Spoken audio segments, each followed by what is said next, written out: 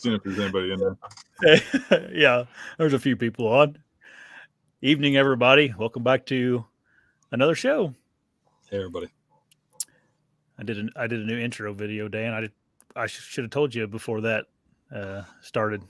I just got bored with the other one, made a different one. Saw that. So, hope everybody is doing good tonight. How's it been going, Dan? Going good. I'm soaked. Head to Yeah. the toe. It's raining on me the whole time I was hunting tonight. Did you see anything? I saw one deer. It was headed right for me down a transition line, coming out right where I expected a good buck to come from. I couldn't tell if it was a buck or not, about 100 yards. It's going right at me, and it had to cross through a little point of trees. And when it hit those trees, it never came out my side. So that was 45 minutes before dark. It never came out. So it must have did a 90-degree turn. But that's the only thing I saw. And I didn't get a good glimpse of it. I was looking through cattails and through brush, and I just saw pieces of deer coming. Right. Have you been seeing a lot of deer during the late season here, like your guys' final kind of stretch, or has it been pretty slow? It's been spotty and mostly does. I saw one 2-year-old buck. Yeah. I just found out that a big 12-pointer I was after got shot earlier in the year. Oh. By a neighbor across the street from the public. And in the same area, there was a big 8-pointer. And somebody Wyatt knows shot that one. And I just found out about that. And it's getting to the point now where every deer I knew over there is shot, but there's still some big tracks. So there's something over there. Right. But I've been hopping around trying to find a good buck to go after. That's the thing about after gun season. Gun season kills a lot of deer. You don't know what made it, what didn't. Yeah. Unless people are talking. Kills a lot of deer and it educates a lot of them too. Yeah. Most of the stuff I'm finding is really deep, and it's hard to find because generally I have snow at this time of the year. Mm-hmm. Like I said, I hunted in the rain today in January. Right. But usually you have snow and you can see tracks. And I don't have that luxury right now, so I'm trying to guess where they're at, kind of, and find mud tracks. And with the short days, ain't enough scouting time. Yeah. I mean, scouting or snow speeds up that scouting process quite a bit. Yeah. You guys have any snow in the forecast and over the next week or so? Yeah, yesterday and the day before, I think it was supposed to snow, and we got rain instead. I was gonna say it didn't sound like it. Further north. Yeah. Before we get too much farther into this, if you guys are new to the show, you can ask your questions in the comment section. We'll answer them at the end. We just talk for around an hour, and then we'll spend 30 minutes answering questions. Also, I'll put a link to hop on the show live if anybody wants to hop on here live and talk to us live. Just follow the information on the link to get onto the show, and just be patient with us whenever you get on here, because if we're talking about something, you have to wait your turn to hop on. Also, give us a like if you like the video. That really helps the YouTube algorithm. And if you want to, hit the subscribe button as well. Anyway, we have a news article to talk about, which I kind of want to, we'll keep things moving tonight because we've got a lot to talk about, really. The news article is actually from Mark Kenyon's Wired to Hunt Instagram page, and he got to talking about live stream trail cameras, and I put the link to that post he put up on the description of this video or this live stream, so you can go down there and watch it if you want to, so you can know what we're talking about later. But there's a couple trail cameras that came to the market this year where live streaming is like an option. Sounds like you can, like, you get a picture of a buck, you can hit live stream and it goes up live from the camera and you can watch what's going on. And, Mark had a lot of concerns about it. You guys can watch the video about the ethics of that and how maybe that's starting to push it too far. And he kind of, at the end of the video, was like, I'd like to hear everybody's opinion about that. And I thought we'd just talk about that for our news article tonight, because it is a kind of an interesting topic. Yeah, he But made it sound like the way he said it was that like a guy could be sitting in his living room having a sandwich, and he gets a ping on his phone and looks at his phone and sees there's a deer there, and he clicks live stream, and he can watch this deer and see the direction it's going and see if it's still feeding there. And he can get his bow, put on his boots and stuff, and watch the deer as he's walking out there, seeing what it's doing, and sneak in there and hunt it. But I don't know. It doesn't sound much different than a cell cam to me. yeah, The live stream is just a little bit. right. You It's kind of just it's just know, taking it just a little one more step farther or closer to too much or whatever you want to say.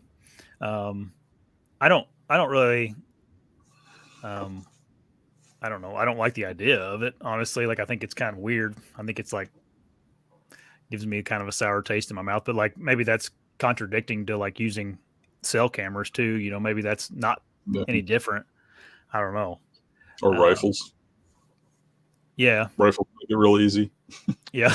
you know, you know, everything gives you an advantage, man. Yeah. Yeah. It is not something that I'd be interested in using. I Yeah. really, I don't even think it would be that huge of an advantage. I think that there might be one time in your life that you can live stream this thing and watch it as you're walking back there. Literally, maybe. Like all the advantages of cell cams. People talk about how oh my God, they're going to kill bucks for people and all this stuff. I haven't yet ever killed a buck because of a cell cam, and I use them. Yeah. I think I one time I killed one because of a trail camera, because I had it. I checked it and the buck was on there 3 days in a row, and then I went to the next day and shot it. But normally those things just give me an advantage, get me in the area, get me a pattern going, get me figuring things out. They don't really kill the deer for me. I still got to go out there and kill it. And I don't think that live stream is going to help that much, and I don't think they can really outlaw the technology. They can outlaw using it for hunting. Yeah. So if you still have the technology out there and for sale, people are still going to use it. And to me personally, I know me and you probably differ on this, but to me personally, I don't care what you do or what any of our viewers do or anybody else does. I just worry about me and what I feel is ethical, and I don't worry about what other people do. That's up to them. Yeah. And I think a lot of it has to do with egos, where people think that somebody's going to be killing bigger bucks than them or something, or it's going to make their hunting look lesser than it is, or something like that. I mean, because otherwise, what do you care what somebody else does, really? Yeah. No, those are, all valid points, and it's just something that's like, man, it's like, I don't know. It's at some point in time though, you have to like kind of cut some stuff off. I don't know if that's it or not. I don't know if that's the line.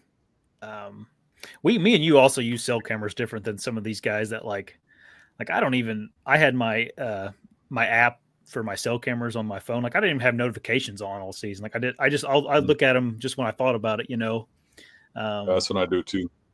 And so I don't use them as religiously as some people, where they're like real time, because I only have them sent to me once a day and all that. Like I just didn't. I didn't. I guess I don't put that much faith into them for my deer hunting success. But there are guys that run 20 of them and they get every picture right away and probably obsess over that. I don't know. It kind of turned into the old, it used to be everybody rotated through stands. Mm-hmm. They'd look at me like I'm crazy because I mobile hunt, and they would have stands, and some guys would have 5 stands they rotate through, and some people would think they're a better hunter because they have 10 or 20. Yeah. You'd have stands they rotate through, and it's almost like they turned these trail cameras into, like the cell cams, into rotations, for because I'm running into a lot of these young guys now that'll tell me, oh yeah, I got 20 cell cams out, and I just sit back and I wait for one to work, and whatever one's got the buck on it, this one I'm going to, and it's like, whoa, that just doesn't even seem like hunting anymore. But that's just me. I'm not saying they shouldn't do it. I'm just saying it's like, that's not what I do. You know what I mean? I want to go deer. I want to figure them out, not, but to some degree, I grew up without that technology. So to me, it seems bizarre where these kids grew up with technology. So they're like, well, I'm just scouting. You know what I'm saying? But really, to me, I don't care what they do. It is kind of annoying. To every place you go, you find a cell cam. Yeah. But to the same degree, if you're finding those cameras, you're finding spots that other people are picking. And whenever I find a big buck, it's spots where other people aren't going. So those cameras tip me off where the people are. Right. Yeah, that's true. I saw a lot of cell cameras when I was hunting in Wisconsin last year. It's not quite as bad. It's going crazy. I mean, this year I saw double what I saw last year. Last year I saw double what I saw the year before. I saw cameras when I was hunting by Gary, when I was hunting in Wisconsin. We saw a couple while we were scouting around, But what I have going for me in Indiana is like the hills, you just don't have good service most places, so people can't use them as easily. But I don't know. I think that live stream deal would be good for security. Oh yeah, sure. I don't know. It's almost just like another thing that, like you said, I don't know how much more effective it is than just regular cell cameras. Another thing is it has to like suck up the data and stuff on those trail cameras, and I don't know. To me, I don't get enough benefit out of them to be spending that much money on them. Drones are probably worse. Yeah. I think Mark mentioned drones. You go over to cattails in drones and find a buck in a bed. Yeah. You know exactly where he's at. I mean, that's a little different than having a camera. You have to place that camera in the right position, and then you have to have that deer to stand there long enough to know where it's going and know that it's still around or something as you sneak back there or whatever, to his point. Yeah. I guess the drone, if you landed, you don't know if the buck's still there too. But yeah. But they don't like those drones. Yeah, they don't like it when you get close to them. Yeah, I have a drone for videos, and I always have like some does or something will come out in the backyard, and I'll just fly over them for a cool shot. If you're any good with that thing, send me around, and we should fly it over to cattails and look and see if there's any deer in those beds. I know where the beds are. It's just that I would love to just see it. You know what I mean? But I can't fly one. My wife bought me one. It's hanging on the wall somewhere. So no, it's gone. She probably gave it to one of the kids. I could. I just every time I'd start running, I'd just crash it into something. I don't think I've ever crashed mine. I've hit a limb and stuff, and like it knocked it crazy, but it didn't end up crashing. It corrected itself. Lou has a real nice one. He has a real nice drone. He bought it for something, and it's a real nice one. Oh, there's Lou's on tonight. No. I just saw him. That could be some good technology. I mean, there's some technology that would work for actually enhancing your hunting. You could mount a 40 cal handgun or something to it, and that would be a rifle on a drone. That would be the ultimate deer killing. I think people would be okay with a rifle on a drone. Just don't put a crossbow on it. Right, Lou? That's right. No crossbows. Just kidding. I don't have a problem with. Speaking of which, did you see us in Crossbow Magazine? Oh yeah, I did. I saw it. You sent it to me. Yeah, they talked about the Battle of the Bows. Yeah, they had a whole spread on us. Yep, that's pretty cool. Todd, the editor of the magazine, or I think pretty much the owner of the magazine, was there. He was the crossbow guy. So, if you guys are subscribed to that, you get to see that. I think Josh is in there somewhere, isn't it? There I am. Yeah, that was pretty cool. Speaking of crossbows, too, Gary, we put a good video on the show on the Hunting Beast YouTube channel this morning. Gary killed a nice buck with a muzzleloader in Illinois, and that's on the YouTube channel. If you guys haven't seen that yet, head over there. It's the Hunting Beast YouTube channel's in the description. So it was cool. It was pretty an emotional hunt because his dad just passed away, a few weeks ago, and you know how that is. But it was a good video. And that kind of brings me to my next our next topic we were going to talk about. And we talked last time Dan was on a couple shows ago about um, like having to kick people off of our channels for just misbehaving and kind of stepping Or out of line. like them, right? Yeah, and we wanted to talk about that because there's like a big misconception on what we meant by that. But we don't kick people out of our channels for disagreeing with us. I've only ever had to get rid of one person on this channel, and it was because they were making fun of people that called in. They'd call them stupid, they call them fat, anything they could, they'd call them that, and I gave the guy a couple of chances, monitored his comments. I mean, you can monitor specific people on your channel. There's all kinds of stuff you can do. And it just, every time he came in, it seemed like the only thing he wanted to do was downgrade the experience of the user. Basically. Yeah. Yep. And I got rid of him. So that's the type of stuff we get rid of. Same with me. I mean, I get accused of getting rid of people for other reasons than what there really are. But you got rules, and when people cross lines, I usually give them a warning, and I think some people have this mentality that it's okay to just insult people constantly, but it's not. No, not for me. It's not. I mean, you can't call people names and treat them horribly. You can disagree with people. You can, sure. As a matter of fact, dialogue or conversation. We just had a disagreement. I think that those cameras are fine. You think that they probably should go. Yeah. But we can get along. We can have that conversation. Yeah. Who cares? Too, right. Yeah.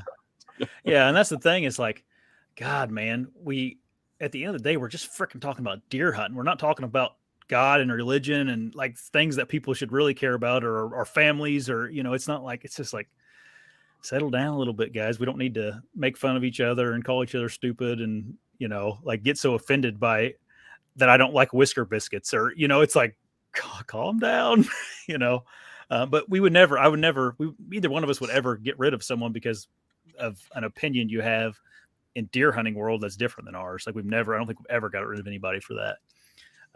Now, obviously your channel is much bigger than this one. So you have more of that you got to deal with. And then I don't have to get rid of very many people on the YouTube channel. I do every now and then. Yeah. And usually when I get rid of somebody on my YouTube channel, it is somebody that is really over the line. They're just obnoxious. I mean, they're just attacking me, Yeah. Just out of hate. Right. Right. I've had to delete a couple comments, but mostly because they're real vulgar. I mean, bad. That's the only thing. Because I am conscious we do have some kids that watch, so I don't want them seeing certain things. Right. But I mean, they're vulgar enough where it made me go like, oh, Mike brought up a good point too. This is kind of in the same vein. He want to talk about the hacks that we get on like comments where people win stuff, from the hunting beast. I don't have it as much on this channel. I brought this up a lot. Yeah. And for whatever reason, people aren't hearing it. If I give away a prize, I'm going to do it in a way that it's promoting my page. Or if you're doing it, it's going to promote your page. So you're going to see it on the show, right? And it's going to be us telling you what you got to do. And you're not going to get it just because we randomly give it to people who make a comment. And if we did give you a prize, if you were the winner, we'd contact you direct and you'd never pay a thing. I would never give a prize and then charge you for shipping. I'd pay shipping out of my own pocket. Always. Right. I would never charge you anything because you won something. If you win it, you win it. So don't fall for that stuff. I mean, I'm going to contact you directly. It's going to be me or it's going to be Josh. So, and if you look around, those comments will be under almost everybody's comment. Yeah. It won't be just yours. So if you see that under yours, you look around, you'll see them under others. And you'll notice too, that those comments are always from phone numbers. I'm not contacting you from a phone number. I wouldn't put my phone number on there. Right. So those phone numbers are an easy way for them to put that up real quick and do that. And what we do is we ban that phone number as soon as we see that. but they just use another one and they come back up. I'll block them. By the time I get done going through the page and blocking all the spammers trying to give prizes, they've already got a new number and they're up there redoing it. So you just have to be careful. We would never ask personal information, and we would never charge you shipping or charge you to send you something. Yeah, exactly. So just watch out for that. You'll know if you want something. You'll know it's real. Essentially, if it seems like it's too good to be true or odd, it probably isn't. It's probably something you should just ignore. Also, if you see those things, like report them. Like you can report those comments and those people, and it'll YouTube will delete them off there. So if you see that, just go ahead and delete them. I mean, that'd be the most helpful thing for us, because we hate them just as much as you guys do. I mean, it's something that, I mean, I feel bad for people that fall for it, based on it being our face on there. Man, Elizabeth, you need to quit giving us donations. We appreciate it, but she says cell cameras are so overrated. Thanks for all the wonderful content. Yeah. Oh, wow. Thanks, Elizabeth. Yeah. Thanks so much. They kind of are. I mean, they're great tools, and like I love them in the fact that like I don't have to drive out there and waste my time checking SD cards. But like I've never really killed a deer based on a cell camera. I was talking to a buddy, Cody, that did the editing or the videoing for Gary's video we put up, and we got to talking about trail cameras, and he's a young guy that doesn't have a lot of money, and he was asking me like, would you rather have 4 regular SD card cameras or 1 cell camera? And I was like, I probably would just take the 4 regular card cameras around here.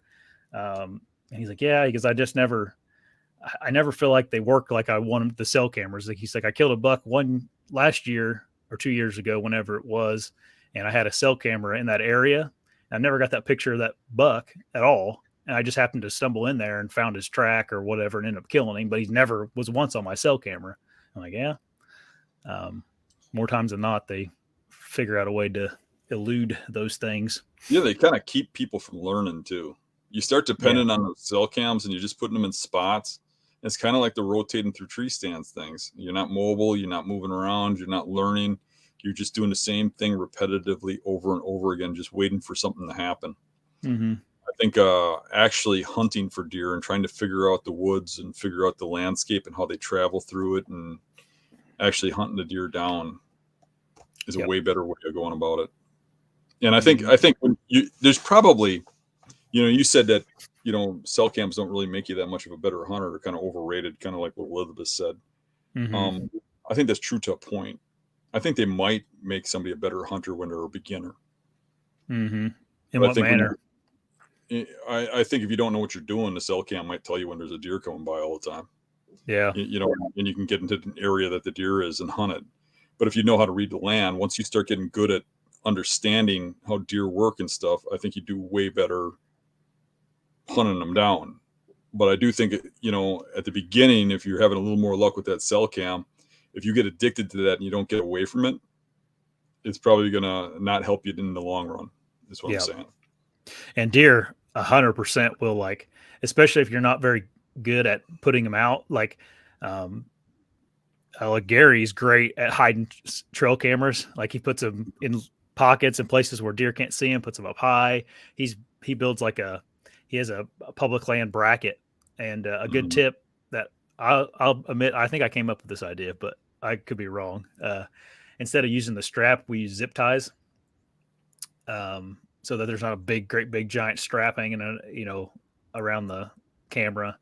And getting them things off the ground and kind of hidden. You don't want them like 4 feet off the ground on a tree right on the trail where a deer just going to sit there and like, what the heck is that thing? And they're going to smell it. Like if when they walk by it, they're going to end up smelling it. And I think they ended up kind of getting leery of them just because of probably they smell like a human or whatever they smell like. Yeah. I've noticed too that cameras don't always pick the deer up. You can have a deer walk by and it doesn't get them. Mm-hmm. I've been in stand on Dave's land this year, and I've seen deer walk right past a cell camera. I mean, right in front of, right in the lane. You get no picture. You're thinking it's not working, but then the next day you get a picture. Like, what? So they don't always capture for whatever reason. Right. All right, let's quit talking about trail cameras or live streaming. Had enough of that. Yeah, whatever. maybe we'll get one of these live streaming trail cameras and Dan can like put it on a tree and we can all just sit here and watch him hunt while he's deer hunting. We can just pop it up on the screen. That'd be a pretty boring show. We'd have to have like this. Yeah, we'd have to have Lou on walking around behind me. You drop your bow out of the tree or something. That'd be funny. We'd have Lou on to commentate it. That'd make it better. We're gonna have Lou on the podcast sometime. I haven't told him that, but I want to get Lou on again and just to have a full podcast with Lou. I think people would love that. Let's talk about Illinois late season now. You good with that? Or you got anything else to say about any of that stuff? So I went to Illinois there in early January and put a series of 3 videos up. You can go over to the Hunting Beast and watch those 2. And we're just going to probably go through that hunt with Dan. Me and Dan haven't really talked about it at all. Yeah, and I didn't watch your videos yet. Okay, so this will all be fresh. No, that's I've been hunting hard. You know? Oh, I get it. I haven't got through all the Michigan stuff either. I just by the time at night, you know, my wife, last thing she wants to watch is a hunting video, you know. So we watch something else at night, and I spend time with her instead of watching that stuff. Anyway, so I was planning on going to Illinois, months ago, and I must have mentioned it on this show. And Patrick Rose contacted me. If you guys have watched this show a lot, you've seen Patrick. He's called in a few times, and he messaged me when he heard I was going to Illinois. He's like, "Hey man, I went to Illinois for the first time this year in November," and he's like, "I want to go back." He didn't kill one in November. He's like, I'd meet you there and we could hunt some of the areas that I'm familiar with, or at least, you know, he hunted them for a few days at least to where we weren't completely starting from scratch. Obviously November is much different than January, but so I ended up meeting Patrick and Sawyer. Sawyer's last name is leaving my mind right now, but Sawyer was a young man.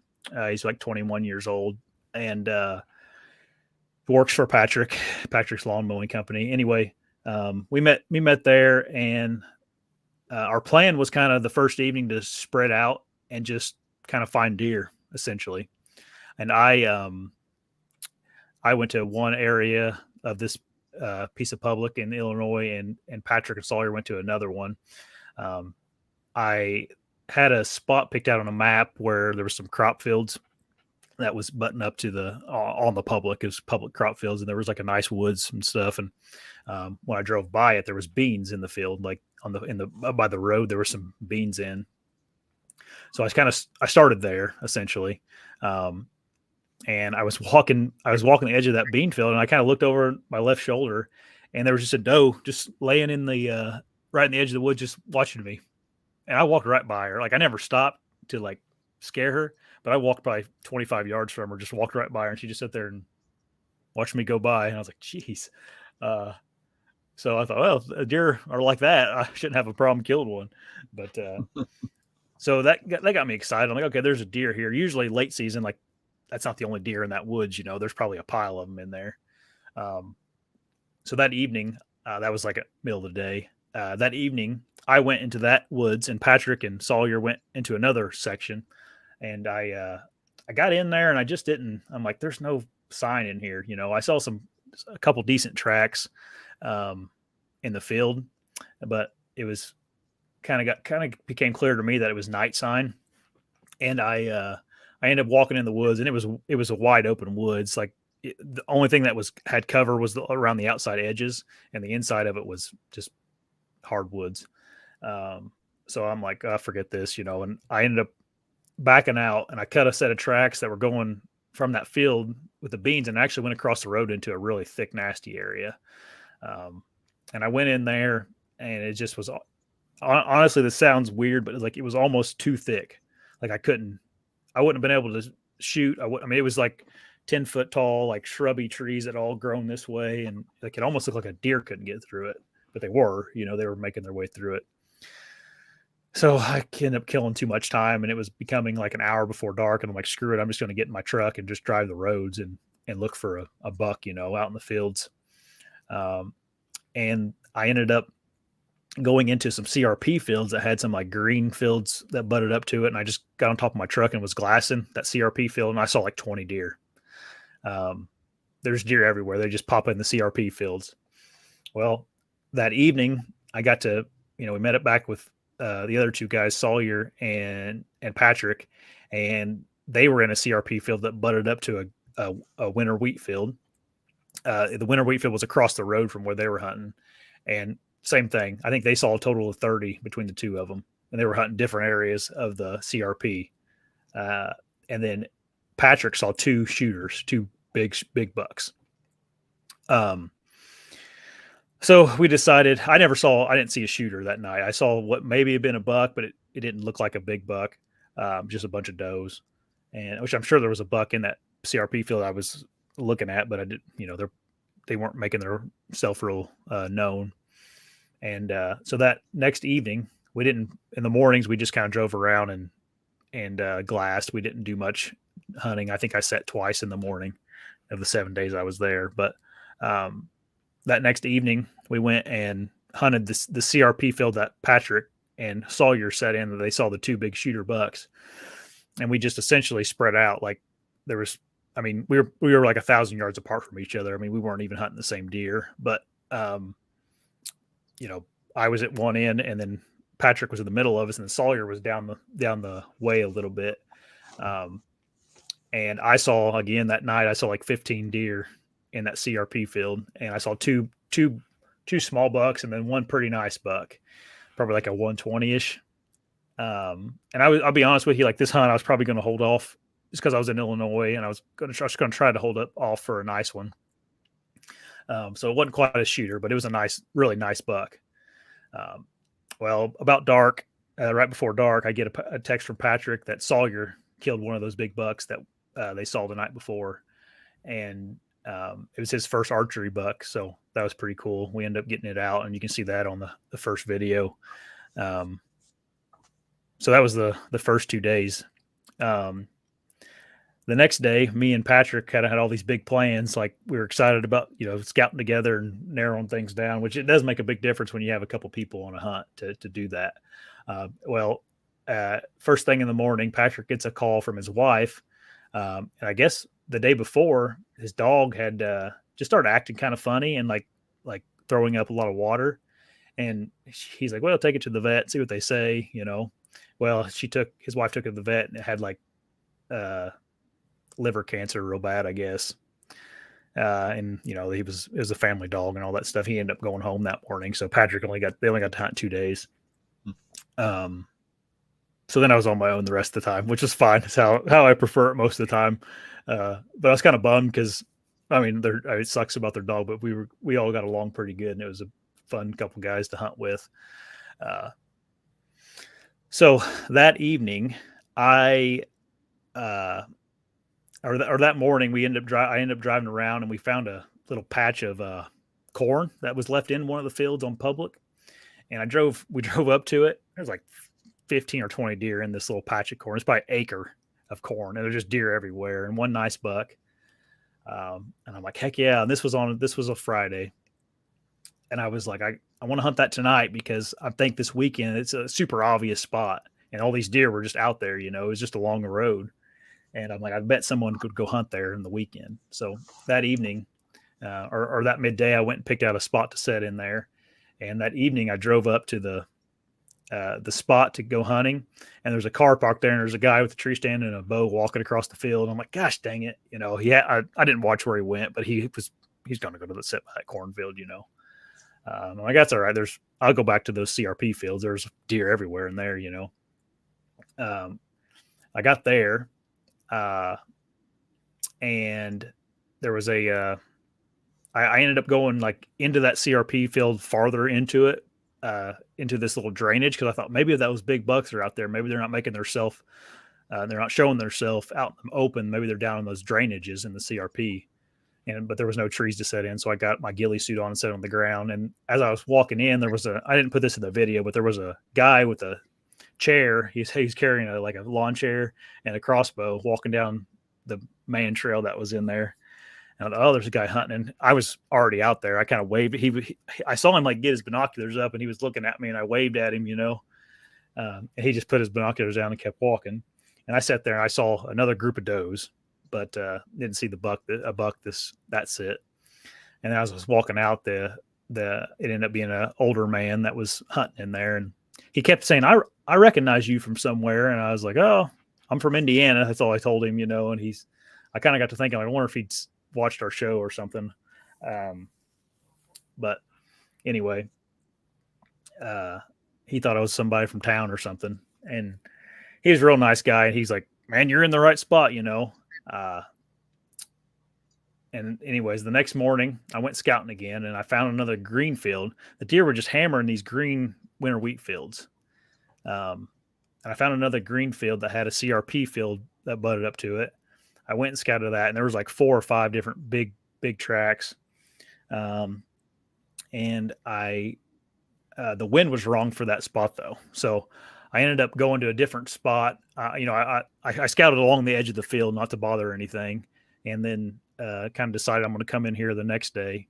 And that evening I went to a spot that Patrick kind of told me that he thought it would be good for me to go to, that he had a lot of luck during the rut in. There's a bunch of deer in there. And he said that there was a bunch of honey locusts that were dropping those pods at that time, and they were just everywhere. And I went in there, and they were still everywhere. And there was like poop and, things all over them honey locusts. So I sat there that evening, and I saw two small bucks, and that's all I saw, like a spiker and just a little dink. So that was my, I don't know, 4th hunt or whatever it was.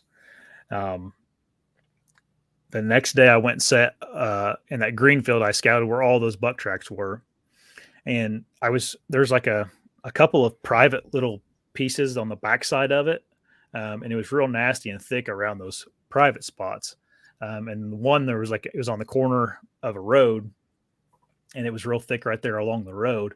And I kind of had decided that all the deer were coming from the road, like by the parking lot, and they would make their way along the edge of the field in that thicket and then come out into the green field at night. And that's exactly what they were doing. But there's a guy that had he must've been watching Don Higgins or Jeff Sturgis or something, because he had a dang lock on, like it was in a good spot, but he had a lock on there, and he had like a big old, like a rope hanging from a tree with a cell camera over the rope. I don't know. Anyway, so I end up like pushing in farther than what that tree stand was, because I'm like, man, that looks like something a deer would just avoid, and I got set up there, and I kind of had a lot of confidence in it. And the more I sat there and thought about my setup, I'm like, I shouldn't be right here. These deer are going to skirt around me because I bet they're avoiding that guy, right? Sitting right there. And every single deer I saw that evening went like across 100 yards from me, and then hung a right, and then would walk to my right into the thicket, and it would go around that tree stand. And I think I saw 4 different bucks do that. I only got like 2 of them on camera, because they would just they like go across that little opening I had real quick. And then, you can't get you fumble around with the camera to get them on there fast enough, but that's exactly what they did. And I was just kicking myself, because I had thought beforehand that I was going to sit closer to the green field, which is where they were coming out at. And I should have just sat there on the field edge, because I don't know, you know how it is. You get in your head that you need to be back there in the bedding, but it's like I was in Illinois, and the sign was there, it wasn't that far from bedding. I mean, they were kind of sitting pretty close to the field edge. But anyway, I probably screwed up my one good shot at killing a nice buck by going in there too deep. Maybe not. But after that, what did I do after that? I found another green field in a different location. And that next morning, I was going to go out there and scout that area on the second green field. And I had to go through a couple of what looked like public land crop fields, to get back to those green fields. And I was walking through those crop fields, and I came around the corner, and there was just acres of beans in this one, like fresh beans that didn't get picked, and there was beans on them still. And I'm talking about deer tracks everywhere in them. And just, I mean, so many tracks you couldn't hardly decipher what they were, you know. So I sat there. I scouted there the rest of the day. I didn't even go back. I didn't even make it to that green field, and I ended up finding a really good spot that I thought would. You could tell the deer were all coming from here. It was a spot where I thought a buck would come out to in a low area, and there was like a beans, CRP, and then like a real thick woods. And I was sitting on the transition of the CRP and the woods. The CRP was a real narrow, thin strip. It wasn't much there for them to lay in. And that evening, I had just a pile of does come in, and that's what, like, was my takeaway from late season. Is like late season would be easy if you could figure out how to hide from the deer. But like, as soon as there was a little yearling that came in real early, and it kind of, I don't know if it saw me or just was, you know how they kind of run around sometimes, those little fawns. I don't know if it was doing that or if it saw me, but it kind of ran in and then ran back out. And then like just a pile of them came through the woods, and I could only get like 4 or 5 of them on camera, but there was more in the back.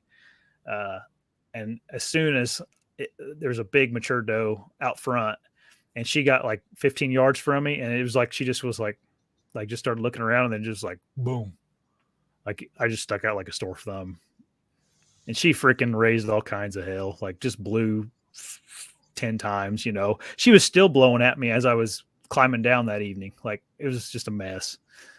So that hunt kind of got ruined from getting blown at by that doe. And the last evening I kind of just went for it. I went to one of those CRP fields that had a really nice low area.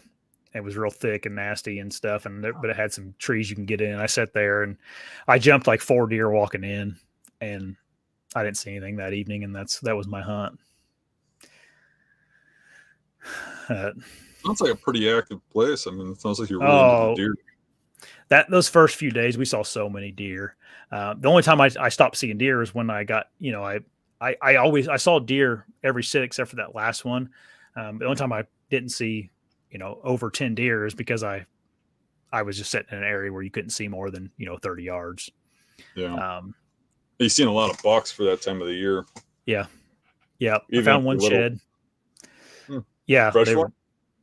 No, it was from last year. And that was the thing. I didn't see any shed bucks, which was good. I was a little bit worried about that coming into it, you know.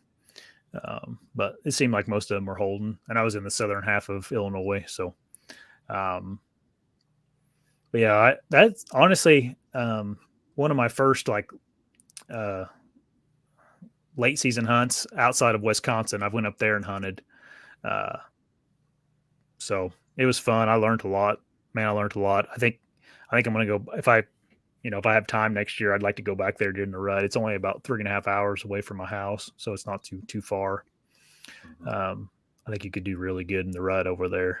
Just, there's a lot of really good rut like pinches and stuff in those CRP fields, and pressure. Like, there was actually more people there than I suspected there would be.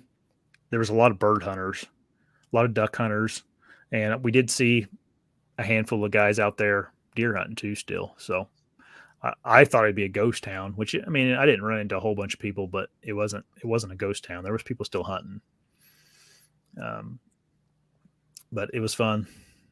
It was fun because we and our group did get a deer and all that stuff, and sitting there, you saw deer every night. So it was a good time. But man, I was getting frustrated because I couldn't not get picked out whenever I was sitting there. You got any tips on how not to get seen in the tree stand? Yeah, it's not easy. Oh, the tree in the day. Oh, geez, I was up. The stand was in a dead tree all by itself, and it was 10 feet up. You know, you got to do what you got to do. I was just I just try to get into a spot where I can shoot them before they see me. And generally, if you can be in a pretty stupid spot if you sit there once. Yeah. Don't try doing it twice, because once they've gone through and smelled that you've been around, then they're looking in those trees and looking for you. They'll find you. Yeah, or like in your case, if a whole bunch come through, one of them's going to catch you. Yeah. That was the main problem. Sawyer, I think when he shot his, it was just the buck came through. That was the only one that came through. So, Mm-hmm. um, but yeah, and that's what another thing I was going to ask you and talk to you about is like, you think I was setting in the wrong areas? Like, did the bucks usually come through after all the does and little bucks? I mean, is that just kind of the nature of them, or? Late season, they're gonna be kind of in the same areas a lot. Yeah. Down there, with it being a little warmer, they might be bedding solo still. So maybe you get them off to the side, get them coming in, but they're going to be coming to that food, and it's going to be food to bed to food travel, and there should be other deer same travel. It's hard. It's easy to get on the bucks because they'll do the same thing day after day. I mean, and if you got enough time, if you can sit back and watch that green field and see what comes out, you can say, okay, he came out here and the does came out over there. I could go into this tree and they won't see me, but I can shoot him, kind of thing. But it still ain't easy. The next day he might come out just a little different, because sometimes they come into those fields different. Like they'll swing to the downwind side, or Yeah. a lot of times the older, more mature deer, if the field's got any kind of slope to it, will come to the lowest spot in the field when they enter it, because all the thermals will drop down there in the evening, and they'll smell everything in the whole field because they think of the field as danger, But I think getting away from the field edge is probably good. I think they're used to looking up. They'll come to the field in daylight, but they're used to there being danger there, so they look around and they're looking for danger. You know what I mean? Where the travel path to there, I think they're probably a little more calm. Yeah. Yeah, that was just running through my head the whole time I was hunting. Like, man, am I in the wrong spots for bucks? But I mean, you were seeing bucks. You're some good areas. Mm-hmm. And then that one real nice buck I saw, he was with all the does. I mean, he was just in the middle of them, kind of feeding on corn, or whatever they were feeding on. I got into a spot over here where I was really in the deer. I found some deer sign like you wouldn't believe. Maybe you recall a video of the guy walking underneath me. Yeah. Well, when I came out of there, I saw the deer, and I mean, I had to see 20 of them, maybe more than 20 in a field, right next to it. It wasn't one buck. Really? A couple days later, I go by there in the evening in glass and saw like 40 deer, not one buck. Yeah. Yeah. I know it's tough. That's a couple factors in late season. It's like a lot less bucks, and they can see you a lot better. But a lot of people were suggesting using. Speaking of crossbow hunter magazine, is to use snow camo in the tree stand. Yeah, I have a hard time doing that. I look up and see white. I mean, I don't have any snow camo. Get that cloud cover behind, maybe, but I'd rather blend in with the tree, be part of the tree. Yeah. If you have it a little white on you, it doesn't hurt. But that was one thing where that doe spotted me. I wasn't, she was actually just straight to my right, so I couldn't really get, all the way against the tree or anything. And I was in a good tree, like it was a pretty large diameter tree. There was some forks in it, but she just saw me up there. I was kind of kicking myself because I had like a green and black flannel on, and I had intentions. I forgot my jacket at the truck, and I just didn't. I forgot it and didn't go back and get it, which I don't think it mattered. Yeah, you get a buck in a doe tag. You should have killed her. I know. I didn't want to mess with it. I was by myself, and but it would have. That's one way to shut her up. I don't know if I could have her, man. She was on pins and needles in there, man. Like, as soon as she got, almost to where I could have shot her, she was gone. And if I had pulled back, she definitely would have saw me sooner, probably. But I'm gonna go do it again. It was fun. It was a different kind of challenge. I think I enjoy early season better though. It was about like early season though. It was 60 degrees on my last hunt when I was walking in. That's what my truck said, 60 degrees. I was like, dang, I wore a t-shirt to the stand, which is not ideal for that time of year, but yeah, I used to do really good in Illinois. I should probably stop picking so many hard destinations. A couple better easy ones. you've done the UP. Yeah, you've done the UP thing. Now you need to start going to. Well, next year is going to be a little different because I'm going to hit Iowa and maybe even Kansas. So yeah, it should be a little more into the kill states. Right. I'm kind of torn on what I want to do next year. If I want to, do I want to not waste, but do I want to do my Iowa and Kansas in the same year, or does a guy like go to Iowa next year and then go to Kansas the year after that? Well, it depends. I mean, if you're holding out for something really big in Iowa, you might want to just do the Iowa. Yeah. I mean, I don't think I'm passing, 140 or up. Yeah. I don't think I'm passing. So. Yeah. Was it? I don't know. It just seems like maybe it'd be better to like stagger them a little bit. So It might be. It might be. Maybe we could do. Maybe both of us should do that. I mean, not that we're going to be in the same counties, but maybe do Kansas the next year. Right. Because do one good state and do some other stuff. Not bad. I don't want to waste the Iowa tag. It takes so long to get the dang thing. I know. And that's the thing is you can't hunt it again for 5 years. So Gary, he said that I think that muzzleloader tag is only 2 years. Yeah, depending on where you're at, but they give gun tags a lot faster than they do bow tags. Everybody wants to bow hunt, nobody wants to gun hunt. Right. That muzzleloader hunt looked pretty fun. I wouldn't be opposed to doing that. It'd be fun. I don't know too much about the laws there, but I know a lot of people have told me that they gun hunt there every year if they group hunt. Yeah, like they go with farmers and stuff, and and they can group hunt. So if a buck runs out, they can shoot it as long as they're hunting in a party. But they have to buy a doe tag or something. Right. I think. Yeah, I don't know all the laws either, but I think maybe it's you got to be on private land too. Oh, really? I think so. I don't know if you can do it on public. You can group hunt wherever. Yeah, I could be wrong. I just seem like that's what I've heard. I've never really looked into it too much. It seems like that maybe to me that kind of seems like cheating the system, anyways. So yeah, I think it's like landowner tags or something they're giving you to use or something like that. No, I think if they allow party hunting, it's like Wisconsin. So like if you came up here hunting with me and you filled your buck tag and a buck runs by, you can still shoot it if I'm willing to tag your buck for you. Yeah. But I have to be with you when you do it. Right. And I think that's what they have down there. Yeah, it might be. There's all kinds of weird things in Illinois. The difference is that you'd come up here, you'd have a buck tag, and you shot your buck. But I think it's kind of like almost cheating if you're going under intending to shoot a buck when you don't have a buck tag. I don't know. I'm not saying it is cheating. I'm just saying to me personally, I don't think I'd want to involve myself in that. It seems kind of shady. It's kind of you're pulling too many strings there. Anyway. Whether it's legal or not, I don't know if I'd want to be involved in that. Yeah. I don't know either. A lot of guys do though. Yeah. Right.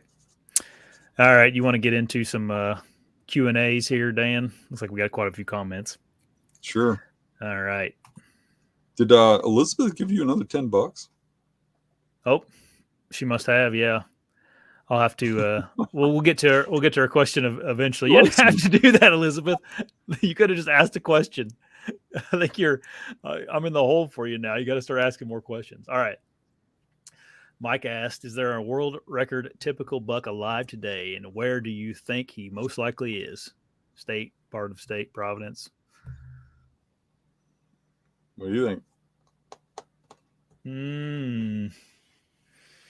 I mean, probably, but like I don't know where to tell you he is because like I never told you that I wouldn't have thought that the Huff buck would have been down the road from me.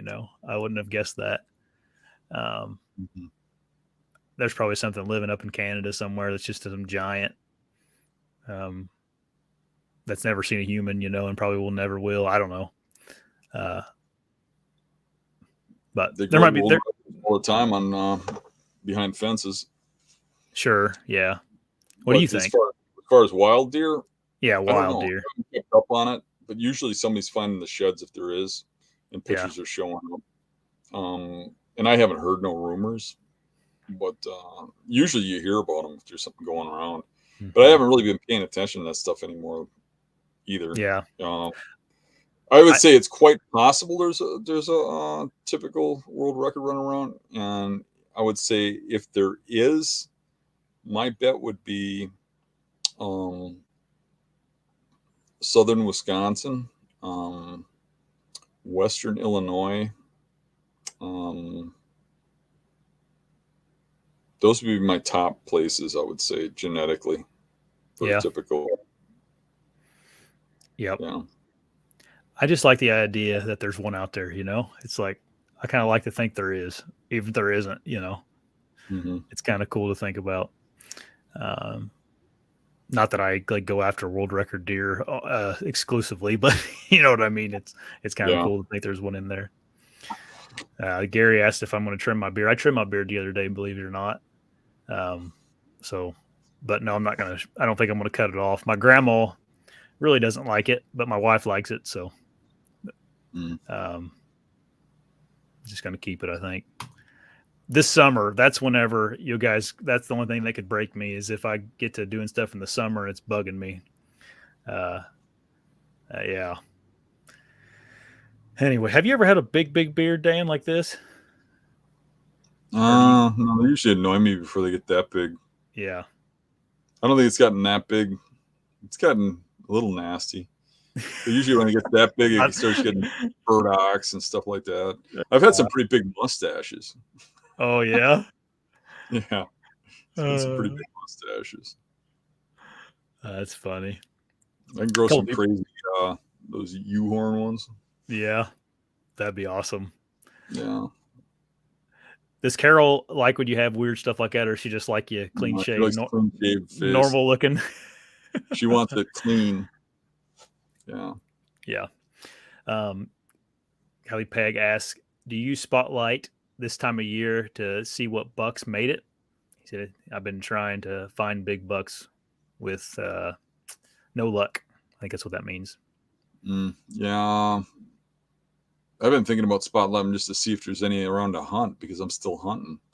Right. Matter of fact, we got a green field near me that has hunting public land woods next to it, and I really want to know if there's something coming into that field because I haven't seen any cars parked there. And it's a good spot, but as far as knowing if they made it through, I'd probably just wait till summer and shine, see what's around because you don't know if it's going to even make it. You don't get hit by a car or relocate or whatever. So I usually don't start looking until July-ish, but there's no reason why you can't. Yeah. Yeah. I mean, good thing about this time of year too is like you can get home, you can go out and then get home by bedtime too. You could do it for a little bit. I noticed that these deer have been moving really well in daylight on certain days. Certain days, if you've seen deer out, if you go out and there's no deer running around, just go home. But if you go out and you start seeing deer in a lot of the fields, then it's probably a good evening to go out glassing. And a lot of times you can see them without spotlights. You can just go out right before dark. We're, in the fall, sometimes it's not that easy. But right now they're really coming out early because they want to feed a lot more. Right. Yeah, I don't know.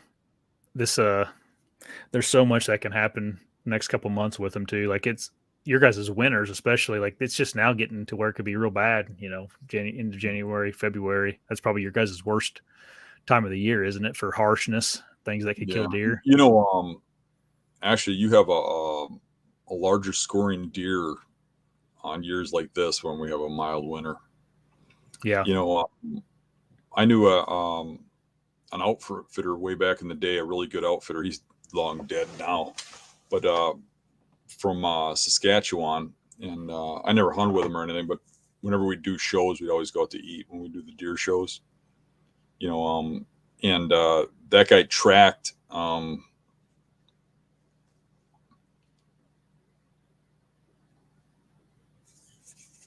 I lost my train of thought. I started thinking about something else while I was talking. Good content here, everybody. No, I'm sorry. No, What that's were okay. I'm just kidding with you. We were talking. What was the subject? Spotlight. Talking about. The question was about spotlighting at night. Right now, this time of year, and we got talking about what could happen to deer between now and then. You guys have harsh winters. Oh yeah, okay. So he was tracking the winters and stuff, and on mild winters, his antlers, the antlers of his clients would be 10 to 15% larger, and on certain years when he had a really mild winter, they'd shoot world class deer. And he always told me if I wanted to go with him, he wouldn't tell his regular clients that, because then they would only come winters a mild winter, and he wouldn't have money on the bad winters, right? But he said it can be night and day. If they have a really bad winter, they'll have a hard time getting anything over 140. And if they have a really mild winter, he said they'll get giants. Yeah. Because of the if they got 4 feet of snow and those deer starve all winter, by the time they start their growing season, they just don't get the antler growth. Right. That makes sense. For sure. Okay. The Wildlife Outdoors asks, can you explain a little bit about hunting late archery on hill country when food is scarce? Thanks. Yeah, it's hard. You gotta find a food source. It's actually not as hard as it sounds, because if you find a food, you find a deer. Because if this food's scarce, wherever you got a food source, I mean, they'll go for 2-3 miles to pull all the deer in. Usually it's going to be, if you don't have farm, which I'm assuming if you're saying food is scarce, if you don't have farmland, it's going to be where there's been cutting, where trees have been cut. It's generally what it's going to be. If you don't have trees that are cut, it's going to be thick, a high stem count, because they're going to be eating the small trees, and buds and stuff. Yep. The problem is, though, is like if you got, private around, I don't know if this is public land, I'm assuming it is, but if you got food somewhere else, they may be there right now too, Correct. Yeah. Yeah. So Indiana Sportsman, he said, I have a question for Dan. I have a small spot I asked you guys about before in season, but where he beds, he can see where I park and walk in. He said, would you cut some trees down so he can't do that? So I think he's talking maybe like that's the only place you can park. I would try to block his site, or I would try to go in. It depends. Now, I've got a spot in hill country where I've had some really good action with big bucks, and I park right in plain view where the bucks are always bedded. I mean, this huge property, they always bed right above the parking lot, and watch the parking lot. And what I do is I just walk in like I'm going to the back like everybody else does, and then I loop way around. So it takes me a half an hour, and I probably walk a half mile to get to hunt these deer that are, less than 100 yards from my truck, because then they're not going to drop down and walk to my truck, right? And I doubt they're walking to this guy's truck. But where are they walking, and how can you get to that without them knowing where you're going? If you park in the same spot, they get used to it. They'll get accustomed to that. As long as you're not getting out and looking at them up the hill and going halfway up the hill and climbing a tree in front of them, figure out which direction they're going, how they're coming out of that bed, and loop way around where they don't expect you. Yeah. Don't go towards the spot where you're planning on hunting. Go in a different direction, come back around to it. Kind of tricky. I think that's better than cutting down trees. I think they're going to see you through the little trees, and Right. Yeah, those are only going to last so long too. And if you cut them down in the summertime, they may be dead and the leaves gone, and then kind of wasted your time there. Godspeed. I have seen where it's worked, where they plant real high grasses. Oh yeah. If you don't have an elevated perch for them to watch down on you. Right. Like switchgrass or something. Yeah, switchgrass. Yeah. Godspeed gave us $5. Thanks, man. He says, "Great work, Josh and Dan. The knowledge is priceless. YouTube still waiting for Dan to wrestle a buck down for a 3-second hold. Live once, live the outdoors." You mean to do it on film? Yeah. Oh, yeah. Whatever. All I'm right, we too got to old for call it. Yeah, I put a link to call in, guys, at the bottom here.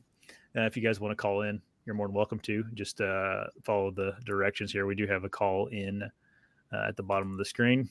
What's up, guys? What up, Jacob? It's been a long time. How's it going? Pretty good. I just started my job, and it's been incredibly busy. Is that why your hair looks so nice right now? Yeah, that's why I got the collared shirt on and everything. Yeah, I'm like getting up at 4:30 every day. I get off work at 5, and by the time I'm ready for the next day, it's 8 p.m. So Yeah, I haven't really been able to hop on, but today. Which, Dan, I have a funny story to tell you because one of my boss used to be an engineer for the company that first manufactured Lone Wolf stands, and he has some interesting stories about some of the people that were involved in that. So I'll have to tell you that at the workshop or something. It goes along with a lot of what you said. Right, but a lot of behind the scenes crap about Yep. that place. Yep. Especially when they started to outsource to China. I won't talk more about that though. So I kind of had a question. I had this buck that I was really after that I think it showed both you guys videos of him working a scrape in the early season with Velvet. And I kind of made it my mission to get after this deer. And I was all over him all season, had a lot of close calls with him. And I had over 216 pictures of just this buck and a bunch of different encounters. And I kind of want to vlog these encounters based on wind direction, location, all that kind of stuff. But once I've gathered all this information and everything, how would you guys kind of go about targeting it? Would you mark out locations on a map and then go off historical knowledge to hit them at certain points? Or would you try to centralize that pattern and pick like the middle of the hub of activity? What's kind of your approach when you have a bunch of different data points across probably a 1.5 mile wide range? So what do you have marked, like the bedding areas? And yeah, I have multiple pictures of him bedded in different areas, and I have a lot of daylight pictures. But my daylight inventory of this deer, even in the same times of the year, he has, like, if you put a dot in the middle, you could draw a 1.5 mile circle, and that 1.5 mile would touch the edges of his range. Mm-hmm.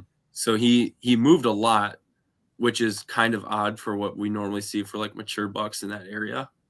So if I had that kind of data, I'd be trying to develop a pattern based on wind on where he's traveling.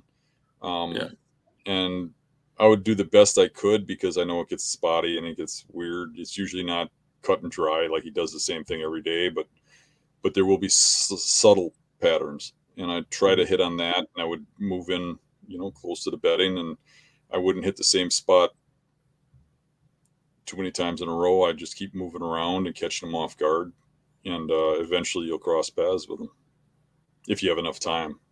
Yeah. How big of like a date span do you have on him? Like, is there a? I have pictures of him from August 8th to, even earlier than that. But for certain, August 8th to December 14th. I actually had him underneath my camera when I went to go pick it up on December 14th.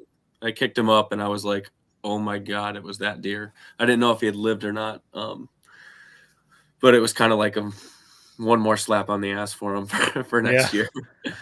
Those date patterns are good too, because a lot of times at certain times of year, they will use the same bedding areas, so they'll shift. Like they'll use an area for like a couple of weeks, and then they'll shift to a different area, and then they'll shift, you know what I mean? So so what you had in August might not match what you have in November or match what you have in December, right? Right. So you got to kind of look at that when you're trying to develop your patterns. Yeah. The one pattern that he kind of eventually got on was like a 3-day rotation on one bedding area. And I noticed that that particular finger off of this like complex ridge system had got a lot of like doe presence and does going in and out of heat in that area. And so part of the reason I left it like completely alone is I was familiar with the doe group that was on there. And it was kind of weird because there were like 5 to 6 does that routinely bed on this very, very large finger. And every 3 days, it seemed like bucks were going crazy on that. But he would make his rounds in bed in a particular spot overlooking a hub scrape and then go down to that hub scrape in the afternoon. It was probably the only pattern I ever got him on is every 3 days he showed up. And then I was going to hunt him because I tagged out in October 27th. And so I got him doing this in November over and over. And then never 2 days in a row, but the day he was going to show up was opening day of gun season. And I think I made just a little bit too much noise for him being there. But the buck he beat the hell out of this year showed up that day, and I passed on him opening day of gun, but never got a crack. So, Josh, I need you to come up. I need you to come out and find the sheds. Yeah. I'm sure you could. Yeah. I'd like to try. Yeah. Yeah. It sounds like you got a lot of information on that deer, though. Hopefully you can connect the dots on him next year. So yeah, I was talking about Eric possibly getting out there with me and doing a scouting thing. And I know Gary would love to as well, because he wants to go back out to that same property this next year. So yep, might be able to get on him. Yeah. Well, thank you guys. All right, man. Talk to you later. Are you going to come to the workshops in February? Yeah, I should be at all of them if I can. I was thinking about possibly trying to do a little venison recipe. So Josh, maybe you can add another one to your amazing repertoire that I keep doing. All right, man. It's a bet then. We'll see you. Sweet. Bye. See ya. All right. I envy Jacob. Question. Well, I think she's going to call in here in a second, but cool. I was going to say something nice about Jacob, Dan. I envy his ability to retain all that information. Like, I just can't do that, man. I'm horrible with that kind of stuff. Like, remember, I could do it when I was your age. I can't no more. Yeah, well, I'm not. You see that? I can't think of two things at the same time. Maybe that's my problem. Is I got too much other things. What happens is I'll be talking to you about something, and I'll look in the screen, and I'll see a cheeseburger on my jacket, and I like. Oh yeah, I'm hungry. What was I talking about? Homer Simpson over here. All right, we have another caller. Hey, Elizabeth. Hey, can you hear me? Yeah, you sound good. Cool. So my question is, what shows are you guys going to be at for promoting beast gear? Oh, good question. See how good our memory is. We'll be in Ohio. And we'll be in Wisconsin in the Dells. And we're also going to be doing seminars at those shows. Okay. I know you have seminars here coming up in February. I'm not going to be able to do those. As you see, I drive a truck for a living. So most of the time when I'm watching you guys, when I'm watching you guys, I'm actually driving down the road, which don't tell anybody. Oh, yeah. It's a podcast. I'm just listening, honest. Right. So. Listen, boom. Yeah. Don't say nothing. But are we doing anything else, Dan? Are we doing any of those what are those mobile hunting things that we get invited to? Oh yeah, we're doing that one. Where is that? Michigan, right? Yeah, I think so. Yeah, we're doing I believe we're going to be at the Mobile Hunters Expo or whatever that is in Michigan. Yep. Okay. Where do you at most of the time, Elizabeth? I actually call Manitowoc home up in Wisconsin. That's technically it's just a place I visit. I live here in my truck, so I'm all over the country. As a matter of fact, Dan, I actually was waving at you and blew the horn at you when you were up in Michigan a couple months ago now. I was laughing. I was like, you're so aware in the woods, but you're completely oblivious when you're driving. Oh yeah, you have no idea how oblivious he is when he drives. Oh, I do. I'll tell you a story. Sleep. I'll tell you a story. We were at Fort McCoy in the wintertime. I know what you're gonna tell her. And in the mornings, it was like there was snow everywhere. It was like negative 20 degrees, and we were hunting in the mornings. And we'd drive around the roads in Fort McCoy. You really can't glass. You could just because it's just woods everywhere. So you just drive around the roads and hope one would run in front of you or something, or you see one run off the side of the road. And I'm sitting there and Dan's driving. I'm kind of the lookout guy, or I thought I was. And we're just driving around down the road, and all of a sudden she's like, boom, boom, boom. And you drove off the road. Well, yeah, he did, but it was like a turn, and Dan didn't turn. He just went through the ditch and up into a flat area. And I don't know. Deer. It was like the only place on Fort McCoy that there wasn't trees, which was thank God. But yeah, we were driving off into the grass or whatever it was in the field, and Dan, the problem was we had to go through a ditch to get back on the road, and there was a foot of snow, and so Dan's like, I don't know what to do, so he's just driving along. He's just driving along the. I'll tell you, I'm half surprised I didn't do that last night. Driving through the storm that we just had. I mean, I actually stopped up in Osseo last night because it was the snow was so blinding. I couldn't even tell if the truck was moving or not. Yeah. So. But if we would have stopped, I think we would have got stuck. But they just kept her to the floor, and I'm just like, just hit it, and he went back through the ditch and hopped back on the road. But went airborne there a little bit. Yeah. Yeah. All right, guys. It scared me. So thanks, Elizabeth. Hey, we really appreciate all your support. All right. You guys are great. You're the best. See ya. Bye. Thanks.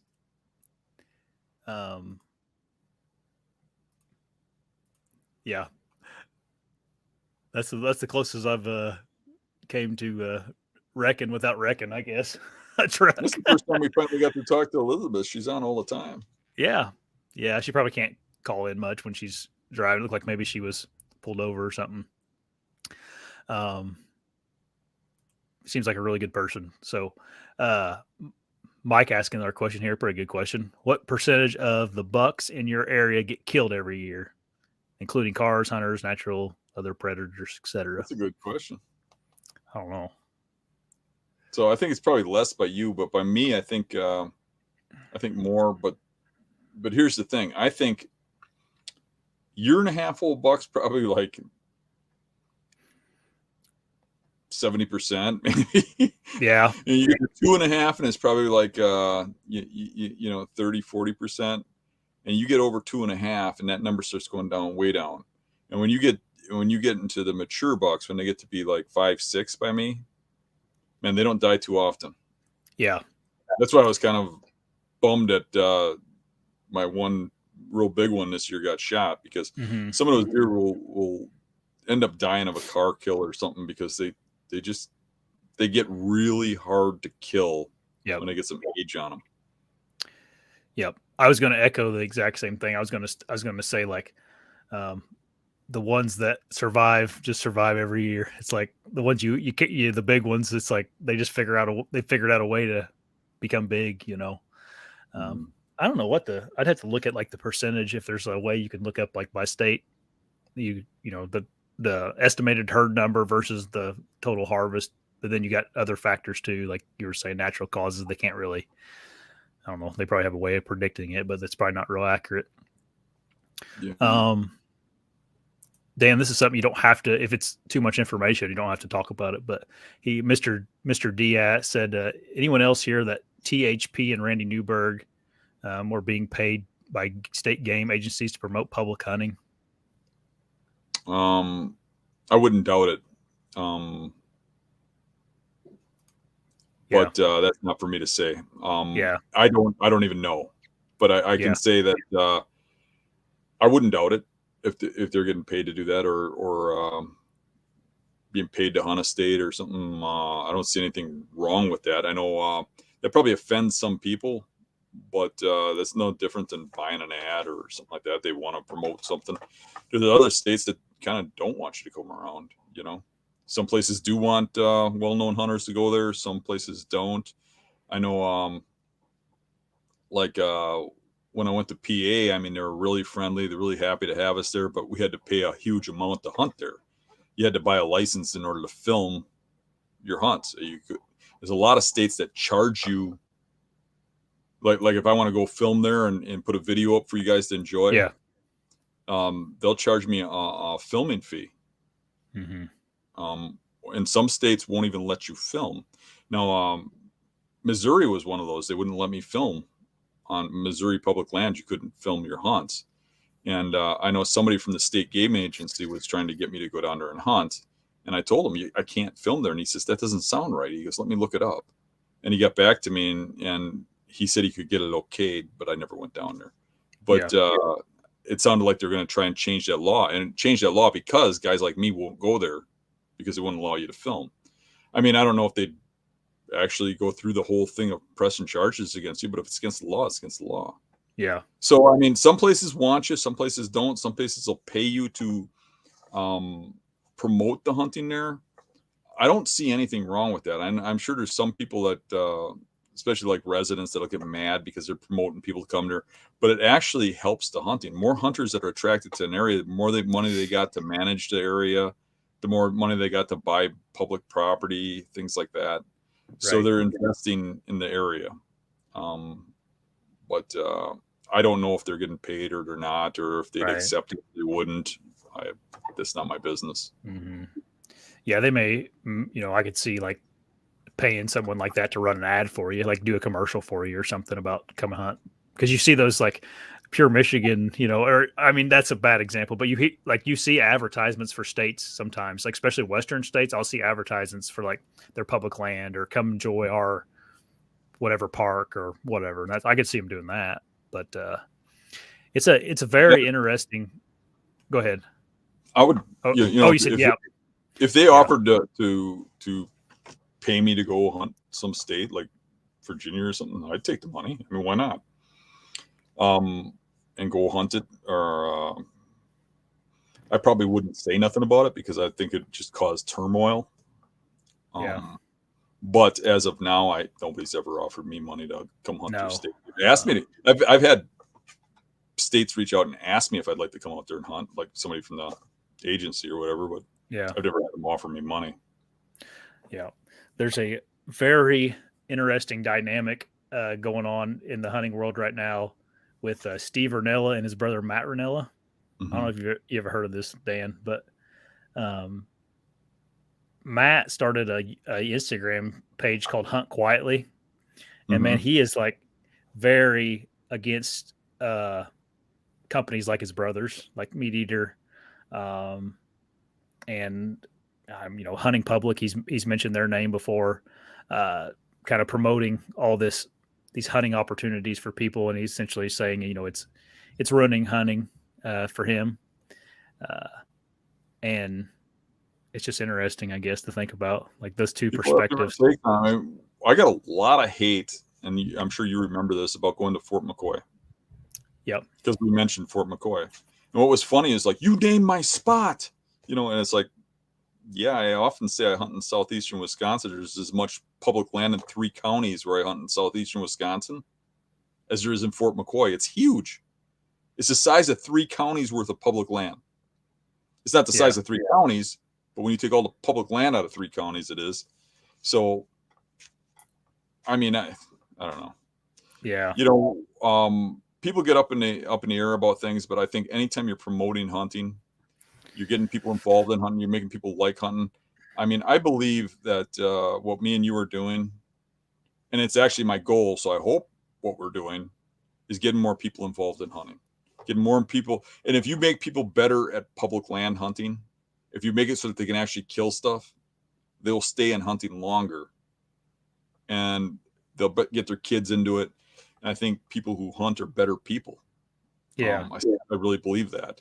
And I think it gets you closer to God. It gets you closer to nature. It just makes you a better person all around. And I don't think there's anything wrong with promoting hunting or promoting, I think too, all these guys that are getting into filming and stuff, it might be annoying a little bit if you're trying to, hunt or whatever. But all those people are doing that because it's fun. It's getting them into hunting. It's keeping them out of drugs. It's keeping them out of bars and bars. It's keeping them, from womanizing. A guy's got to have something to do. It's in our nature. And I know with me, when I was young, drugs were rampant. Everybody was smoking drugs or doing drugs, and cocaine was coming up and stuff. And it was like all the kids when I was in school in the 80s were doing that. It was when heavy metal came around. It was when that was really big. And it was just a real rough crowd. And what saved me and kept me out of all that stuff is I just disappeared in the woods, went hunting. And I truly believe that's what kept me from, from falling for that stuff, because, young people are vulnerable to that kind of stuff. Hunting is a pure thing. And I think us promoting it is great. I think Steve Rinella promoting it is great. And I think there's some people that just think about themselves, and it's like, now my hunting's crowded. So what? It's crowded for everybody else too. Rise above and show how you can do it in that crowded woods amongst everybody else, or go buy your own farm. Yeah. Is actually, it's kind of sad, like those, because I remember those two like hunting together on the shows, and I always enjoyed seeing like that brother thing that they had, that they're really, it was just very make very good episodes, and it was neat. But I don't think that's going to happen anymore. I can't speak for Steve Rinella, but as you grow as a person, and you're probably going to see this too, you start having success, you start seeing people around you that you really like, that you look up to and stuff, all of a sudden having a chip on their shoulder towards you. Yeah. Kind of like they're jealous of your success, and it's sad because, you like the people and stuff, and then you kind of got to separate from them, Yeah. It's just part of it. Yeah. Let me ask you this kind of a hard question, but like, you think, let's say from the beginning of time that it was not legal to film or create hunting content, thing just had to go naturally. You think hunting would be better now than it is because of all the media? Like, you think we'd have better hunting and more hunters if we didn't film it, if it was illegal? Like, if this never ever happened, like if Barry Wenzel and Gene Wenzel never created those videos because it was illegal, and the juries never started in the 80s, and all that stuff just never happened. Do you think hunting would be better right now than it is now? No, I don't. I think it'd be worse. Yeah. I wonder if we'd even have hunting if the anti hunters wouldn't have beat us by now. Yeah, I think that the promotion is really, a big part of it. I mean, I remember just how exciting it was to get an Outdoor Life magazine when I was a kid, Yeah. And look through the one deer hunting article, because that's all we had. Yeah. Or when I was a kid, hunting TV, and even the very first videos they had out, they wouldn't show the kill shots. They'd black the screen out. And then along came the Fitzgeralds and a few other of them, like Fitzgerald's, Bob Folkrod, a bunch of those guys came along, Wenzel's.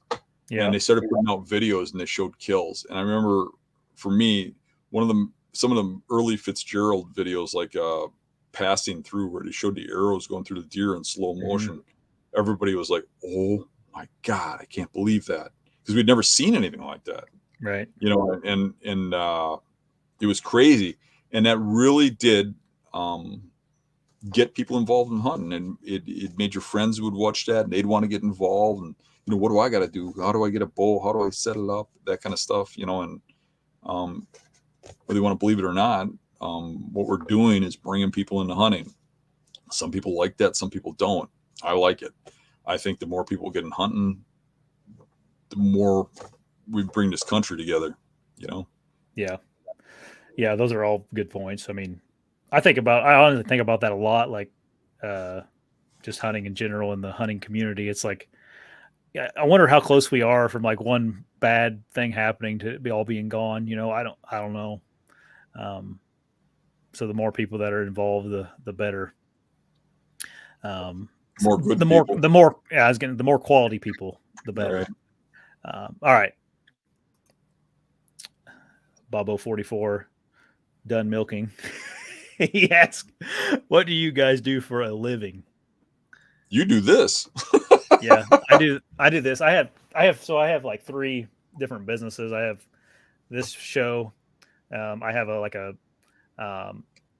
me and my wife kind of do some reselling stuff on eBay, and then I also consult for the agriculture industry. I still you work. Quit your full-time job though to jump into this, and I think exactly. you really put everything on the line. I think that's admirable. Yep. So this is what I work on mainly, but I do have some other forms of income coming in that I work on as well. Me, I do a little of everything. Yep.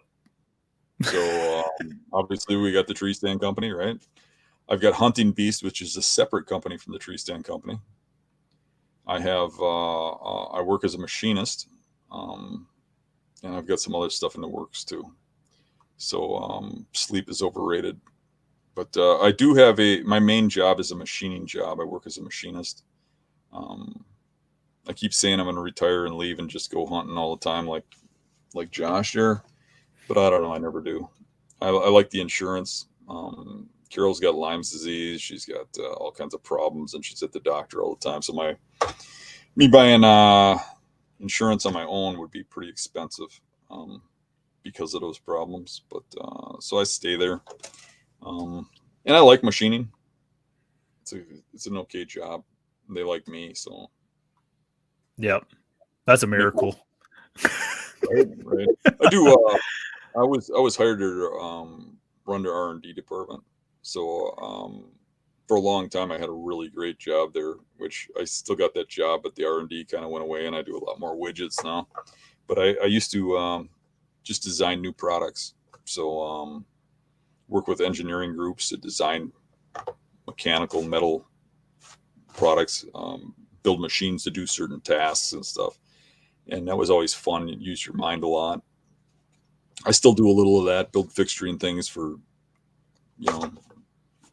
turning motors and stuff like that. And, yeah.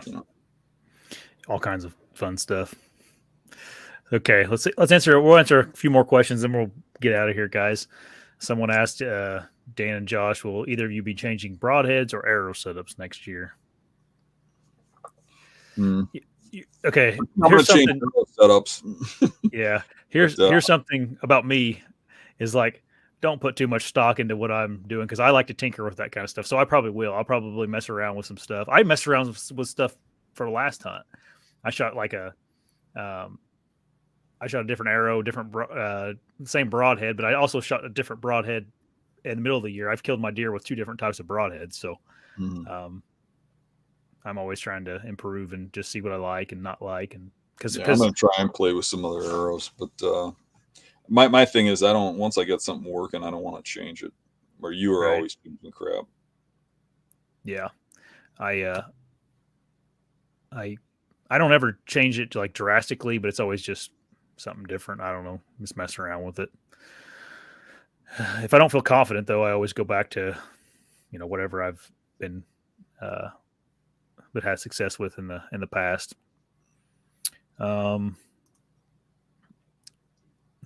Lewis, he asked, do you have a link for the workshop dates and times, etc.? Josh going to be there too. Yes, I will be there on the 18th and 19th. And then, I think the 18th is getting pretty full, but there's room in the 19th. Yep. If you want to go, email me and I'll send you the details. So if you want to put I'll copy it over. I had it in the last show. I'll put it in this one too. So there is some spots left yet. There's some spots. I could probably fit a few people into the first Saturday, which is the 5th, I think. Yeah. But I don't have much room there at all. The second Saturday, I might have one spot or two, and probably not even. After I check my email, they're probably full. But the Sundays both have room. Yeah. You're going to be giving away a spot, aren't you? Oh yeah, we forgot about that. You want to do it in the next show? Yeah, we'll do it in the next show. I'll give away a spot. Well, it's a good teaser. You can do two things. So I'll let you either give away 2 spots, or you can give one guy and a friend a spot. I think I like the idea of one guy and a friend. Yeah. Because people don't like traveling. Yeah, so it's right. I'm cool with that. I think we should do that. So do it for one of the Sundays. I'll figure out something to where, because I want to have people like that. I don't want someone to win it that's like can't come, Mm-hmm. Maybe. Well, yeah. Maybe we just ask people to if they want to enter comment or something. Yeah, I'll pick a comment. If you want. Let's just do that. Let's do that. I'll make a clip. I'm going to pause my speaking for a second so I can have a transition in the clip. If you want to win a workshop from this show, just leave a comment down below saying that you want to come, and I'll pick one. Okay, it's going to be a Sunday. It's going to be a Sunday. You want to which Sunday? You can do either one, but if you want to see Josh, it would have to be the second Sunday, right? Yeah, I won't be there. It'll be the 19th. And then the February 5th is the other Sunday. I won't be there the 5th, but my wife's birthday the 4th. I won't be able to make it that weekend. But there you go. You can just leave a comment. A trip to the workshop. I know. You pitched that idea earlier.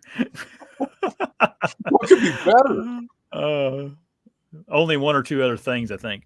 Furman Miller, he gave us $5 in a super sticker. Thank you, man. Appreciate it. Thanks. Okay, we're gonna answer one more question. There's a bunch of questions tonight. Thanks, everybody. Chris Brown asks, if you're hunting a thermal hub in the evening, would you wait for a strong wind that is blowing parallel to it?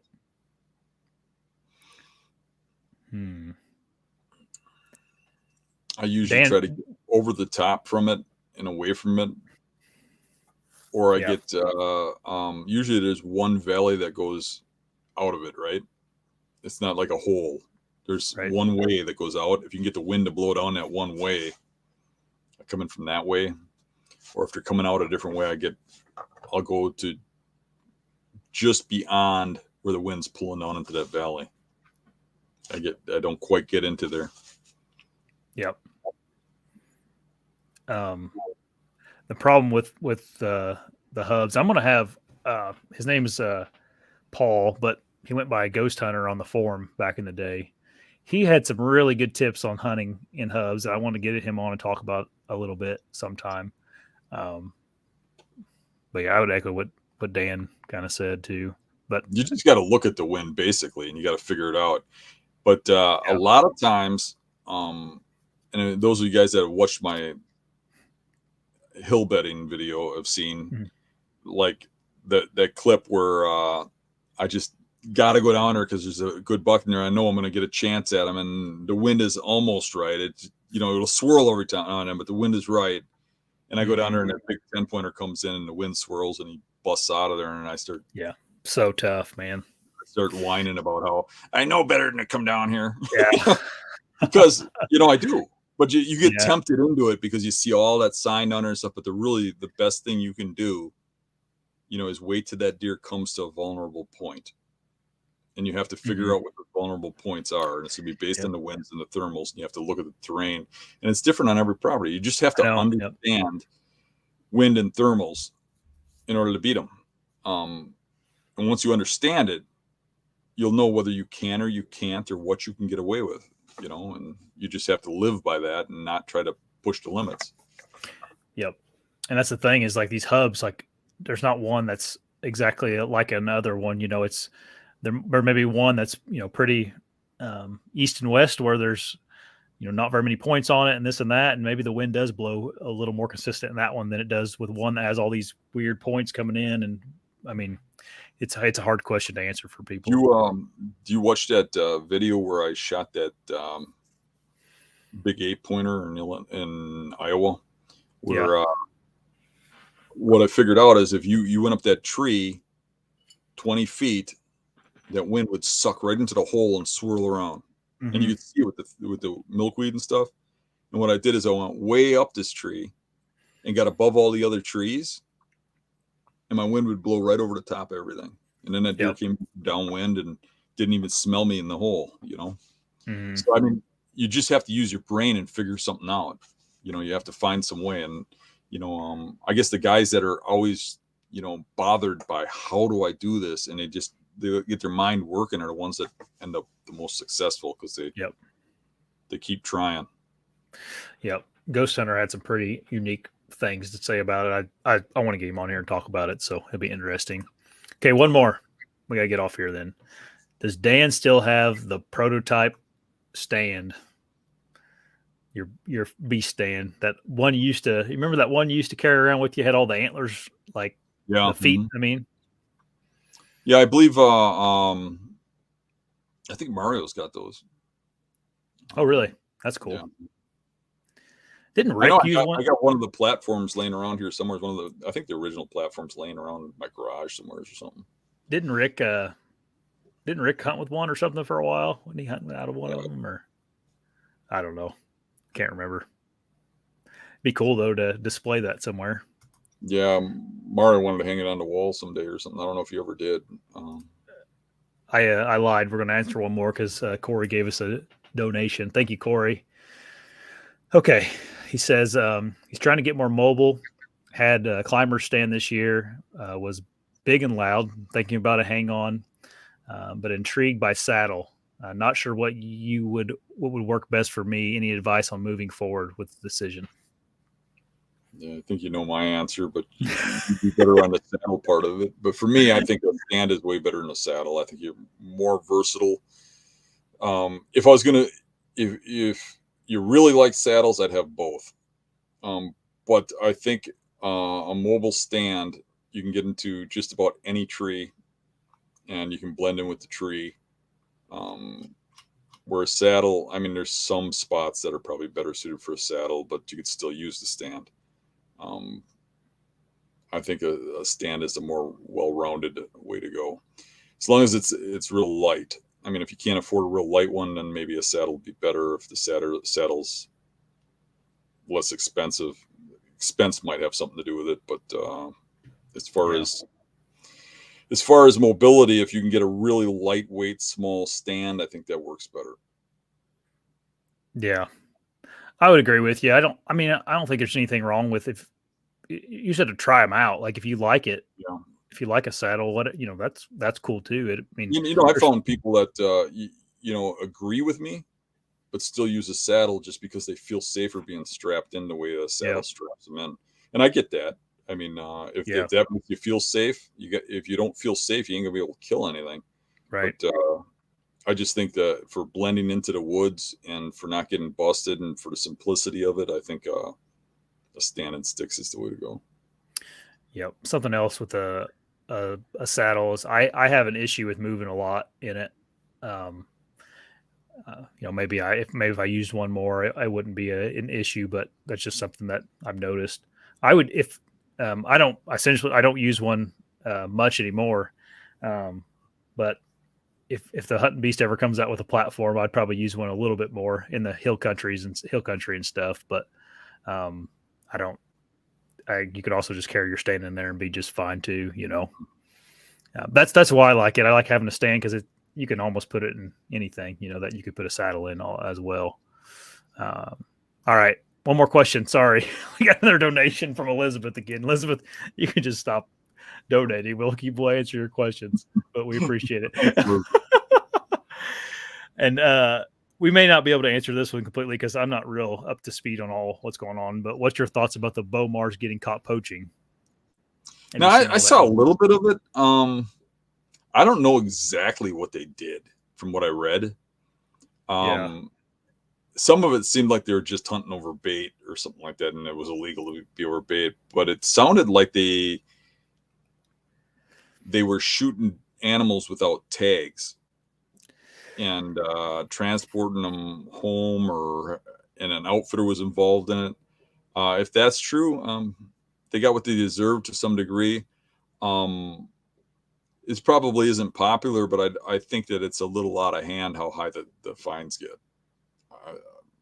I think the embarrassment is the worst part of it. But when you start talking like, I don't know, what was it, like 750,000 in fines or something? I mean, it was just like insanity. I don't think that was the Bomars. I think that was the outfitter they were hunting on, because I think the outfitter had been doing it for years and had multiple occasions. They had their fines. Oh, their fines were 75,000, but still, that's something like that. I don't know. I do believe that those people are independently wealthy. So, but the Bomars, but sometimes they take people and they give them fines based on the size of the deer, like the antlers, and I don't think that's right. I mean,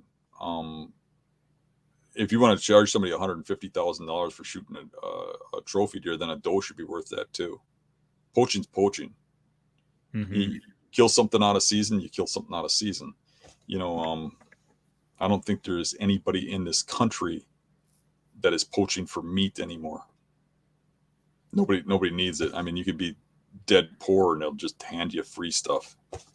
Who we got in office and stuff. I mean, it's just, that's the way it is. You know, so I don't know. That's just my opinion. Here's my problem with the whole Bomar thing. Is like, I've read numerous articles now, and like none of them are the same. It doesn't seem like. I'm just like, what's correct? That's what I mean. I'm kind of confused. What the heck? And then Josh posted something. Someone sent me a post from that Josh put on his Instagram or something saying like, such a relief. This is over now. We're clear of the charges. Blah, blah, blah, blah, blah. Something else, you know, whatever. They got charged for like neglect or something, like they should have known better kind of thing. And then but then all of a sudden you see all these articles, which you got to look at you also need to look at the source of the articles. Like if the New York Times or some place like that is writing a story about it, they they make it, the titling and stuff is horrible. It's like, I'm not making excuses for Josh and Sarah Bomar either. It's just like, I've just dug into it and nothing is adding up to me at the moment. That's why I don't really have an opinion, because I'm like, I don't actually know what happened.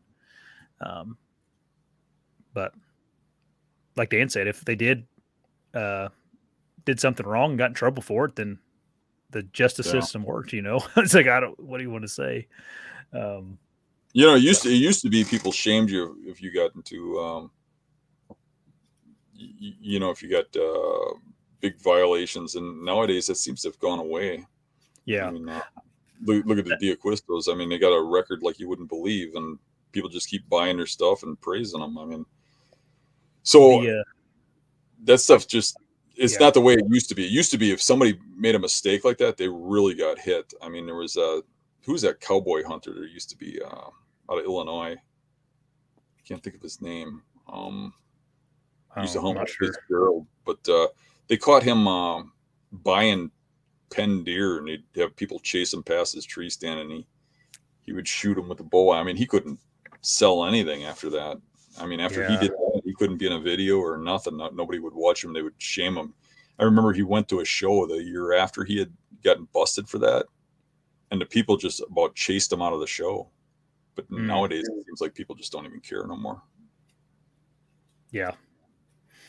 Anyway, I thought about making that our news articles. It's very popular now, but I was like, the news is too messed up with it. I don't know what's going on. Yeah, I don't know.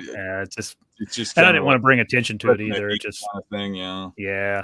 A lot of the articles were written by like probably really left liberal type magazines too, that were, you know, they're trying to paint a bad picture. Or repeating something somebody else said, and if what they said was not true or not right, I mean, you could get sued or something too. So yeah, I don't know. I don't into that. But I don't know. I don't know enough about it. Everything's confusing to me, so I don't really have an opinion on it. No. Anyway, all right, let's get off here now. We don't have any more donations, so we can stop answering questions. Everybody, you guys have a good night. We'll see you in I don't know, probably next week sometime. So good night, everybody, and Elizabeth. Yeah. See you, Elizabeth. Everybody else needs to step their game up. No, I'm kidding. Right. See ya. Bye, everybody.